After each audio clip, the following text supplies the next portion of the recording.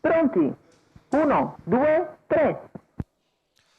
Primo segnale subito convalidato con Columbus Gaps che va al comando. Nei confronti di Countdown C, all'esterno c'è Creed Matley, poi in seconda pariglia subito Cooper Del Sile che è partito bene, che chiude lungo lo steccato Capitano Sun, quindi ancora Ciala mentre galoppa Chanel DVS. I primi 200 metri passati in 16,3 da Columbus Gaps che guida il gruppo ad andatura direi abbastanza blanda. In seconda posizione Countdown C, pariglia Cooper Del Sile, poi Capitano Sun, Ciala, quindi Country Matley, ancora Crive, Chanel DVS ripresa dall'Empass, 32 per i primi 400 metri di corsa. Si va sulla curva di destra con il ritmo e lo schema di gara che non cambiano tutti alla corda, tranne Creed Matley all'esterno e Cooper Del Sile in pariglia. Sulla dritta opposta alle tribune, Columbus Gaps è sempre all'avanguardia nei confronti di Countdown sì. E si arriva così al primo giro, passato in 1,5.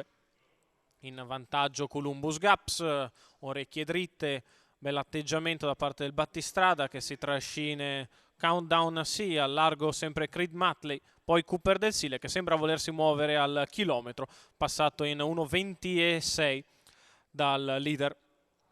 E allora la corsa comincia a entrare un po' nel vivo con la mossa da parte di Cooper Del Sile che cerca di portarsi all'attacco di Columbus Gaps, ovviamente replica Creed Matley all'esterno, sono compagni di allenamento i due, quello alla testa e quello di fuori. Insiste Cooper Del Sile in terza ruota, lungo la corda c'è Countdown C, poi ancora Capitano Sun, in pariglia Chanel DVS, la piegata di destra passata in accelerazione in 15,2.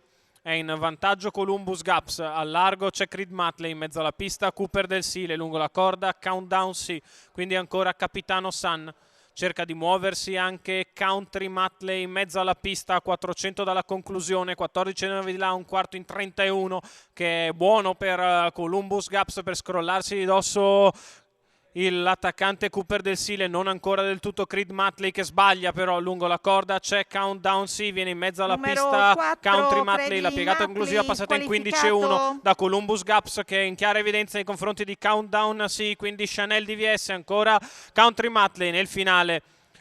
Il successo da parte di Columbus Gaps nei confronti di Countdown C e di Chanel DVS. 34 alla chiusa, 1 minuto e 5 decimi l'ultimo giro, 1:19,3 il ragguaglio cronometrico per il successo di Columbus Gaps. Maurizio Cheli per Battista Congiu, i colori del signor Arturo Pantaleo Tarantino. La vittoria in percorso di testa del figlio di Timocco, che aveva gettato alle ortiche un buon piazzamento, se non addirittura la vittoria all'ultima. Oggi con il percorso di testa viene a trovare il suo primo successo in 8 corse in carriera e anche la prima moneta, era un cavallo che vinceva 0 euro, viene a vincere in maniera netta nei confronti di Countdown C e di Chanel DVS.